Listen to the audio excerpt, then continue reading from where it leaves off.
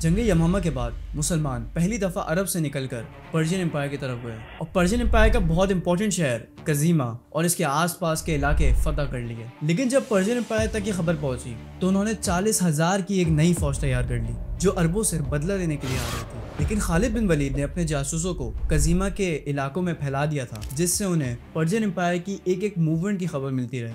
ईरानियों का कमांडर कारैन अपनी फौज को लेकर अल उबल्ला के इलाके मज़ार आ गया था। वहाँ उसके पास जंग कजीमा के 2 हारे हुए कमांडर भी आए जो मुसलमानों से बदला लेना चाहते थे। खैर, पर्शियन आर्मी मज़ार के इलाके में एक दरिया के पास खड़ी थी, जहाँ कारैन का ये प्लान था कि अरब लश्कर पर्शियन आर्मी को पीछे से नहीं घेर सकता क्योंकि पीछे दरिया था और मुसलमानों के पास कश्तियाँ नहीं थी। कारैन ने बैकअप प्लान के लिए दरिया में कुछ कश्तियाँ भी खड़ी करी कि अगर उनको शिकस्त हो तो वो दरिया से फरार हो सके।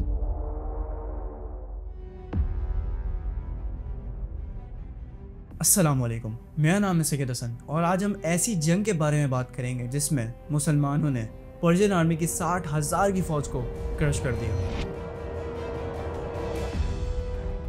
अप्रैल का महीना था और इस्लामिक कैलेंडर के हिसाब से सफ़र 12 हिजरी। एक बार फिर ईरानियों का 40,000 का लश्कर खालिद बिन वलीद की 18,000 की फौज के सामने खड़ा था और यहाँ एक बार फिर से पर्शियन कमांडर कारैन ने अपनी रिवायतों को फॉलो करते हुए खालिद बिन वलीद को अकेले लड़ने का चैलेंज दिया।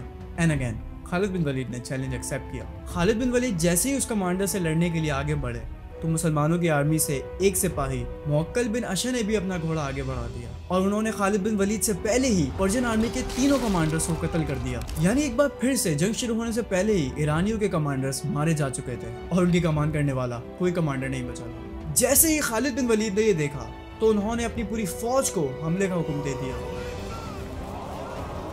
पर्शियन की तादाद मुसलमानों से कई ज़्यादा थी, इसलिए खालिद बिन वलीद ने मजबूरन अपने सिपाहियों को पीछे हटने का हुक्म दिया।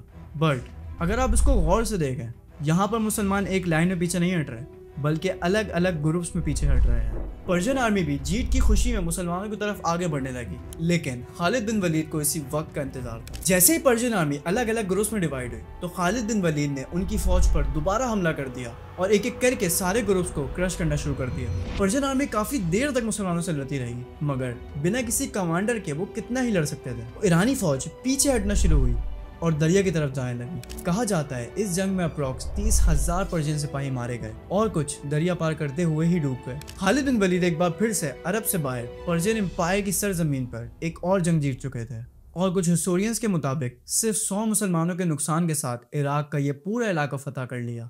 और यहाँ से आगे बढ़ने से पहले खालिद बिन वलीद ने कुवैत और इराक के इलाके को ही अपना हेडक्वार्टर बना लिया ताकि मुसलमानों को बार बार मदीना जाना ना पड़े। कुवैत के लोगों ने सोचा कि उनके साथ भी वही हाल होगा जो मुसलमानों से पहले दूसरी एम्पायर्स शहर फतह करने के बाद करते थे, यानी लूट, स्लेवरी एंड रेप।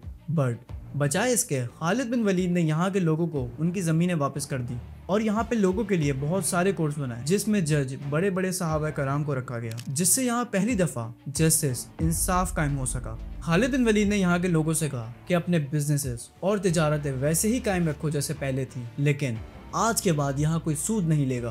खालिद बिन वलीद ने अपनी फौज की इकोनॉमी बेहतर करने के लिए यहाँ के लोगों पर टैक्स भी लगाया, लेकिन ये कोई नया टैक्स नहीं था बल्कि इससे पहले पर्शियन एम्पायर भी इनसे टैक्स देती थी।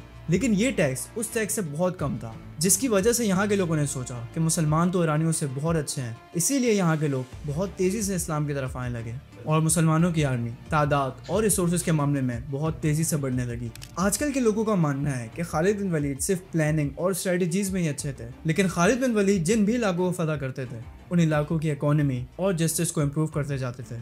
नाउ मुसलमानों ने एक बार फिर से पर्शियन एम्पायर का एक और इम्पोर्टेंट शहर अल उबल्ला फतह कर लिया था, जो पर्शियन एम्पायर के लिए एक बहुत बड़ा झटका था कि मुसलमानों ने एक बार फिर से उनकी 40,000 की फौज को क्रश कर दिया।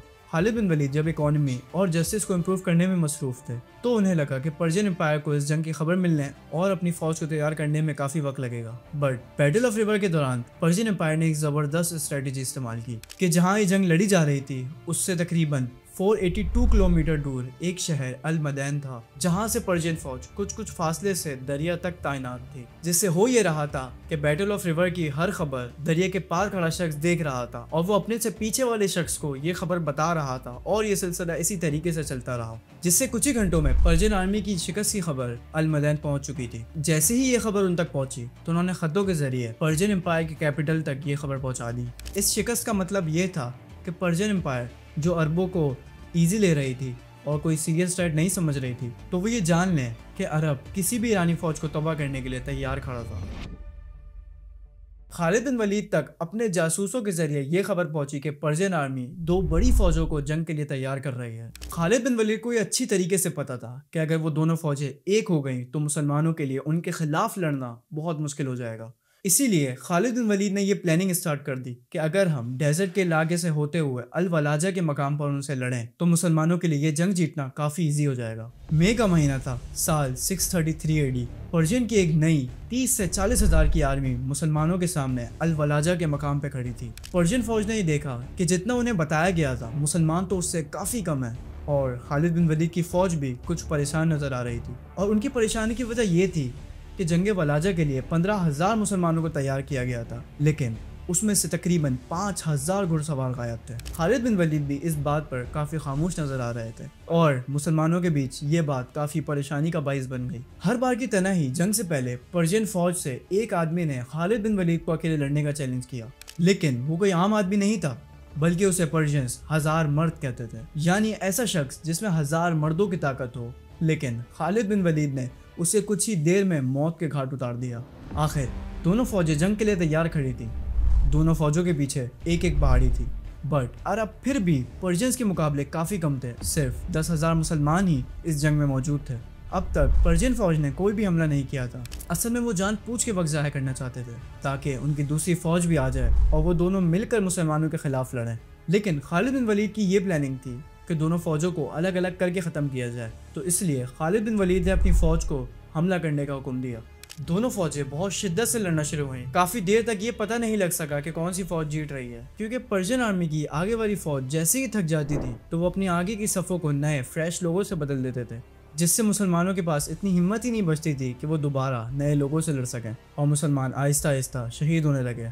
आखिर ये सब देखकर खालिद बिन वलीद ने अपनी फ़ौज को पीछे हटने का हुक्म दिया, लेकिन ये फ़ौज इतनी पीछे चली गई थी कि ये पहाड़ तक पहुंच गई। मतलब इससे पीछे जाना इम्पॉसिबल था। और ये देखकर पर्शियन फौज ने मुसलमानों पर तेज़ी से हमला कर दिया। बट अगेन मुसलमान एक साथ पीछे नहीं हट रहे थे, बल्कि उनका सिर्फ सेंटर पीछे हट रहा था, जिससे एक सर्कल बन रहा था। और पर्शियन आर्मी को बिल्कुल भी अंदाज़ा नहीं था कि वो मुसलमानों के एक ट्रैप में फंस रहे हैं। लेकिन अभी भी मुसलमान ये जंग नहीं जीत सकते थे और वो जल्द ही ईरानी फ़ौज के हाथों मारे जाएंगे। और इसी बीच खालिद बिन वलीद ने अपनी एक बेहतरीन स्ट्रेटजी यूज़ करी और जंग के मैदान में एक इशारा किया।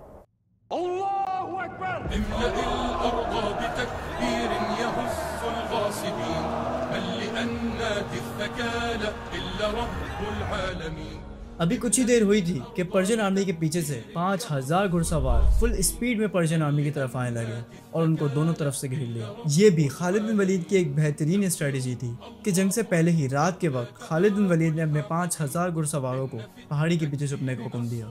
और ये बात खालिद बिन वलीद ने सिर्फ अपने दुश्मनों से नहीं बल्कि अपनी फौज से भी छुपाई, ताकि किसी को कानो कान खबर ना हो सके। आखिर इन सब में पर्शियन आर्मी मुसलमानों के बीच फंस चुकी थी और कहा जाता है कि इस जंग के बाद कोई भी ईरानी जिंदा नहीं बच सका। यही सेम टेक्निक खालिद बिन वलीद ने मुसलमानों के खिलाफ जंग उहद में भी यूज़ करी थी कि जब हुजूर सल्लल्लाहु अलैहि वसल्लम ने मुसलमानों को ये हुक्म दिया कि पहाड़ से नीचे नहीं उतरना, लेकिन फिर भी मुसलमान जीत की खुशी में पहाड़ से नीचे उतर गए और खालिद बिन वलीद ने पीछे से उन पर हमला कर दिया। आखिरकार खालिद बिन वलीद ने सिर्फ 15,000 मुसलमानों के साथ मिलकर कुवैत से बाहर अल उबल्ला और अल वलाजा को फतह कर लिया। और अब मुसलमान पर्शियन एम्पायर के कैपिटल की तरफ बहुत तेजी से बढ़ रहे थे। लेकिन पर्शियन एम्पायर ने तो मुसलमानों से लड़ने के लिए 2 फौजें भेजी थी, जिसमें से दूसरी फौज अल हिरा के इलाके में मुसलमानों का इंतजार कर रही थी। और मुसलमानों ने खालिद बिन वलीद की लीडरशिप में इस दूसरी फौज को कैसे हराया, इसे समझने के लिए सब्सक्राइब।